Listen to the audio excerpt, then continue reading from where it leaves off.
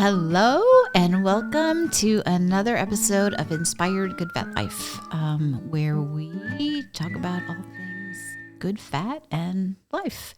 I want to just do a little shout out for Good Fat Life magazine. This is our current issue, and it's got all this delicious food on the front.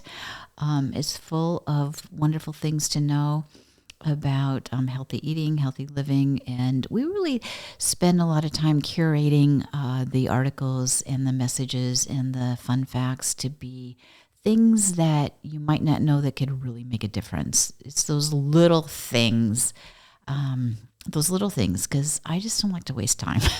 So I just don't. There's too many wonderful things to do in a day, and I want to get the most bang for every minute. And also you can go to goodfatlife.com to find the magazine. It's digital. You can subscribe. We have some really fun, cool events coming up, and those are all on the website too. But today I am so excited to introduce our guest, Carolyn LaPan. And she is a functional nutritionist. And so I will let Carolyn tell you what a functional nutritionist, how it's different than a regular, dietitian? Sure. Yep. And then we're going to talk about a couple of things. But one of the big things is, and you're probably going to get sick of hearing me talk about the seasons of life, as we age, and the seasons as in fall, winter, spring, and summer, right? And then we have the monthly season, the moon, and our cycles, and then we have the 24-hour circadian rhythm, and then the Chinese, traditional Chinese medicine around all that happens in our bodies. So the bottom line is there's a lot going on every single second, isn't there? Yeah, very cyclical. Yes. It is very sick, and it's fascinating. The more I dive into it, the more I'm just fascinated by all that's going on, and also all the stuff that we can do to, I want to say, elevate, maybe? It's a good word. Yeah, elevate how our bodies respond. Right, capitalize on the changes. And work with them versus fighting them. Yep. Because I feel like I'm in sabotage mode a lot, unintentionally, but still there's that I don't know, tension, anxiety, or something that feels like something's off, but I don't know what it is. So first, tell us what a functional nutritionist is. Sure. So functional nutrition is around looking at the whole picture and finding root causes of issues. So not just treating symptoms, but if you're not feeling right, kind of looking at the whole picture. Is it something, and today we're going to focus on the nutrition, the food part. So are we eating a variety of foods, which is very healthy for the microbiome in our brain? Are we eating late at night? There's a lot to do around food. So functional nutrition looks at the whole body, including lifestyle and mindset. So as opposed to a registered dietitian where they really hone in and focus a lot on macros, which can be very important, protein, carbs, and fats. Yeah. Fats, mm-hmm. Yeah, okay. Yeah. So we take a step back and we kind of look at all modalities and just really helping achieve optimal health, mind and body for the long term. So that is the essence of Good Fat Life. Really, it really is how do we, and you have to start somewhere. So we chose to start with good fat, right? Because you need a way to just get started. Right.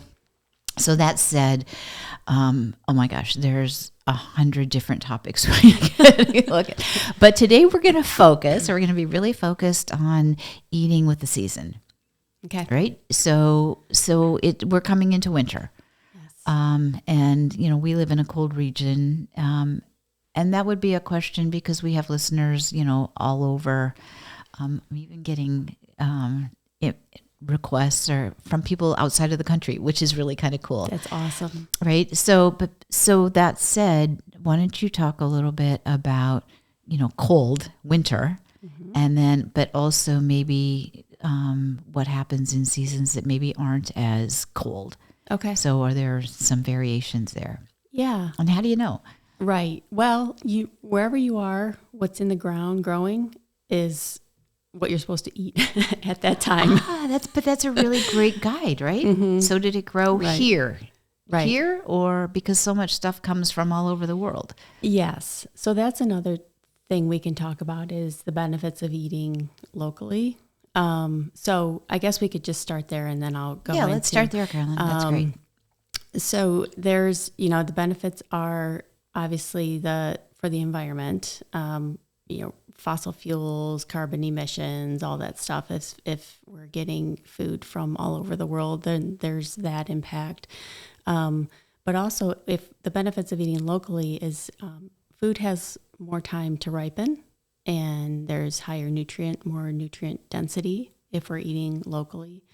And then the other thing too about if it has to be shipped here, oftentimes they'll use pesticides or, spray that kind of glossy, waxy thing on apples.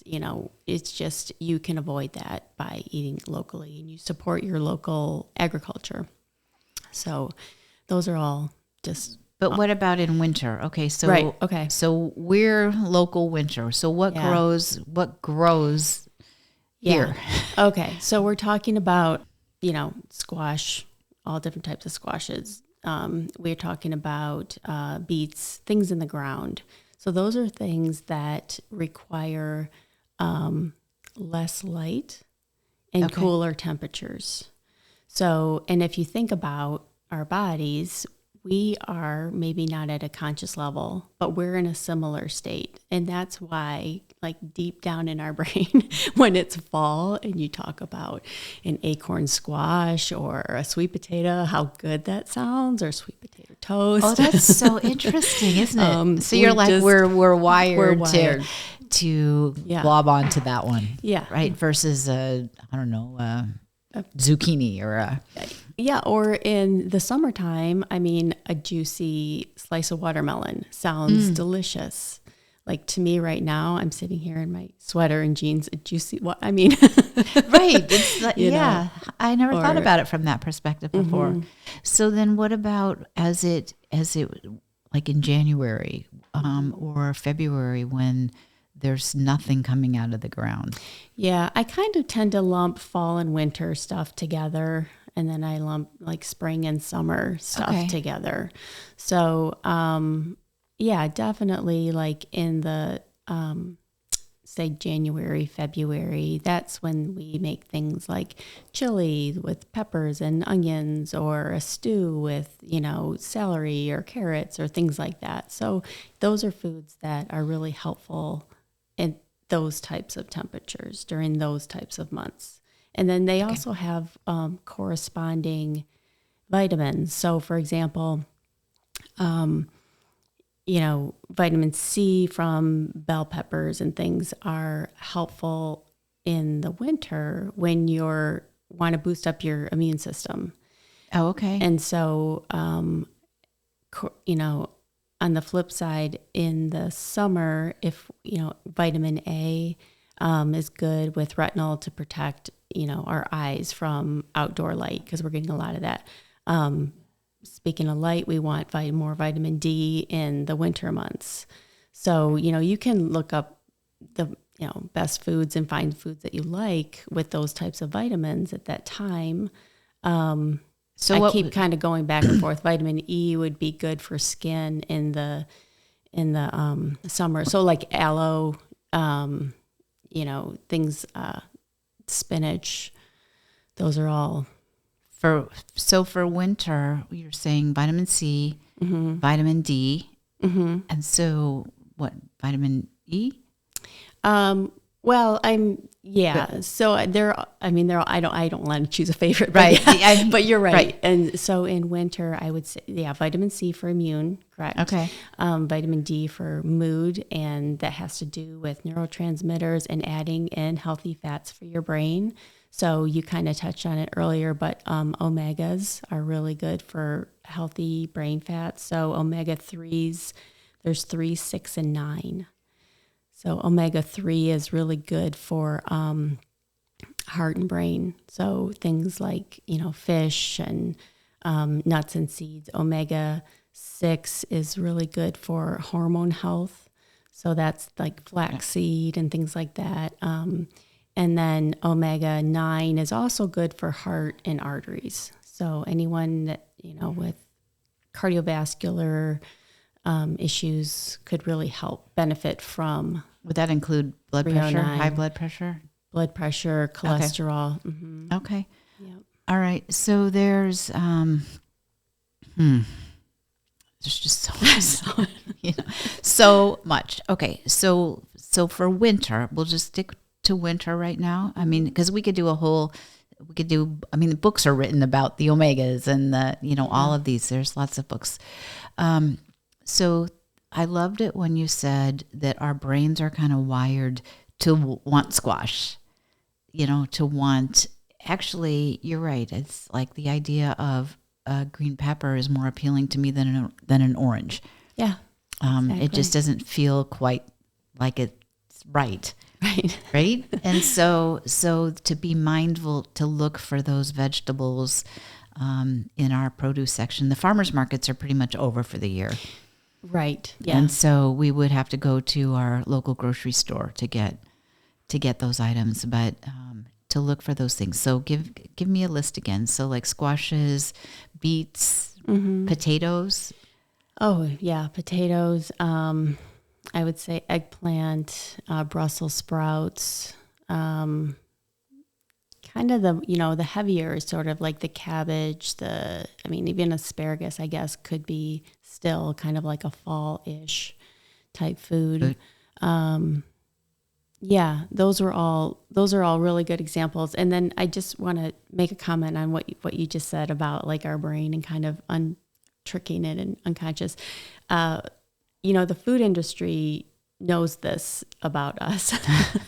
So there's a reason, and I can't remember if I mentioned it the last time, but candy, sugary candy, and just hard candy are big bright colors because our brain sees that, and it looks like like a big bright green lime or a bright red strawberry, and so we see that and we want to that eat that brightness. Yeah, that's we're interesting. attracted to that. Like we want. Yeah, that is really interesting from a perspective, because like peppers, like bright orange, bright green, bright yellow, they are there.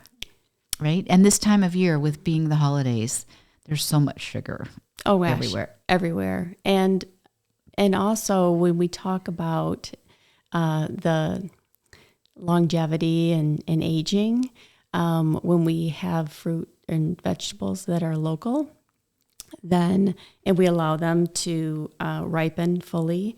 So there's chemicals in there that where a fruit or vegetable is fighting to stay alive, right? I mean, it's just all living things do that. Right. Yeah. So if we're losing daylight, for example, the produce releases chemicals, and if we pick the produce and eat them at that time, then that's resveratrol, that's longevity. They're called sirtuins, so that can now help us with our longevity. So there's a whole science around that. Oh my gosh. And that's where we talk about like red wine and benefits of red wine, and I can go into more detail at another time. We'll put it in an article in the magazine. Yeah. We'll do some blogs. But that's when you hear about the benefits of red wine, that's what they're talking about is, the science behind picking the grapes at the right temperature, at the right time, so that they have that chemical in them. So that we then eat. And that's so. It's fascinating. It is fascinating, right? And it goes kind of full circle back to the beginning around functional nutrition and understanding what's happening at the cellular level, and how we can again capitalize on that and have the longest health span, as possible.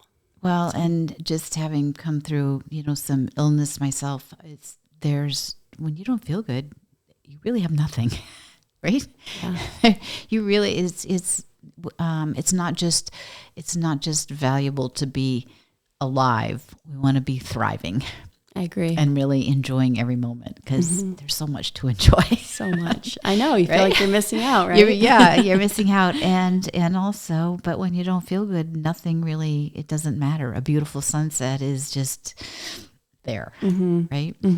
I know. So fats, I mean, we always go back to avocados because we love avocados and olive oil and those kinds of things. But an avocado doesn't grow in Michigan in the winter. Right. I mean, it never grows in Michigan, I don't think. So how do you balance that? Yeah. No, there's definitely some things. I mean, I buy bananas from this time, buy avocados, year round. So I want that in my diet and my family's diet. And I know it's good for you. I love the taste of it, and I'm going to continue to do that. So yeah, as much as I can buy locally to support my community, I will. But I don't, and thank you for bringing this up because I want to clarify, like I don't exclude those foods. Because it's not the time of year. Right. Okay. Yes. Right. All right. I read a book once.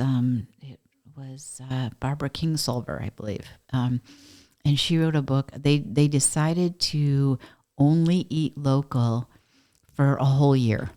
Okay. And it's quite an adventure. I forget the name of the book, but it was a fascinating book on the amount of work and energy that it took to do to be able to have the dried and preserved and frozen foods or whatever to get them through the year and still get the good nutrition content. Wow. It was a fascinating book. It I'm sounds, like, I never want to do this. Right. But it was a fascinating, and I give them so much credit for just taking on that journey and learning so much, right, and understanding so much. And but I appreciate it's balance, right? Yes, it's a balance. So you buy your avocados and bananas, and you eat squash. One of my favorite recipes actually is a squash soup made with a chicken bone broth.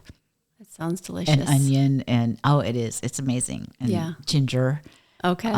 It is delicious. But so do you have any like last little words of wisdom that you can impart, or what would be an action? We were talking for a second about so much as habit.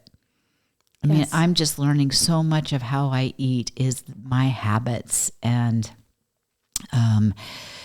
it's an awareness and it's a process. It doesn't bubbling this stuff up doesn't happen overnight. So you want to talk about that for a second? Sure. We were talking before, and it's nighttime eating is a real issue for a lot of people. So much of it is habitual, right? So my company goes back to SatoriCL. So Satori means educating and enlightenment and betterment through education. So if we can take, for example, that one piece, nighttime eating, your stomach takes about 2 hours to empty, and you want your stomach to be empty when you fall asleep, because when you fall asleep, you start going through 4 phases throughout the evening, and your body is working on repair. So if you can cut out the nighttime eating until 2 hours at least before you go to bed. So if you go to bed at 10, stop eating by 8. Correct. Okay. Yep. Okay. Yep. You can have water, you can have tea, but we want to, when we fall asleep, our body to be focused on cellular repair as opposed to digestion. Got it. Yeah. Okay. So that would be my one tip. And then as far as habits go, there's a whole neuroscience behind habits, and depending on the new habit that you're trying to incorporate or a habit that you want to stop doing, the time of day, talking about cyclical. Right. Oh, there's so much there. The time of day can help you be successful or sabotage your goal. So in the mornings, you have higher cortisol, dopamine. You want to take on more difficult tasks in the morning. For example, if you want to start an exercise routine, you'll want to probably do that in the morning. If you want to start journaling and you want to start learning another language, something that's maybe more enjoyable, a little less effort, you would want to do that more in the afternoon, evening, because of the presence of certain chemicals. Okay. Neurotransmitter. Support that. Mm-hmm. Okay. So I'll be talking about that actually at the Brighton Lighthouse in next week, December 14th. Okay. So, okay. Yeah. A workshop. All right. Well, it's been so much fun having you. And so if people want to find more, and we'll have your company and your contact your contact information on the posted. So where's the best place to find you? You can go to my website, Okay. SatoriCL. It's SatoriCL, my initials, Okay. .com, and it has my name, my number, and you can reach out, and I do complimentary curiosity calls to see if functional nutrition is right for you, and take it from there. Oh, okay. Well, and I will just say, Carolyn and I are working together now, and there is some amazing things going on that I've learned, changes I need to make, and things I'm really excited about what's possible, right? As I grow older based on what I've learned from Carolyn. So anyway, give her a call. Thank you so much for being here. You're welcome. My Okay. pleasure. All right. And don't forget to check out goodfatlife.com. Okay. Bye.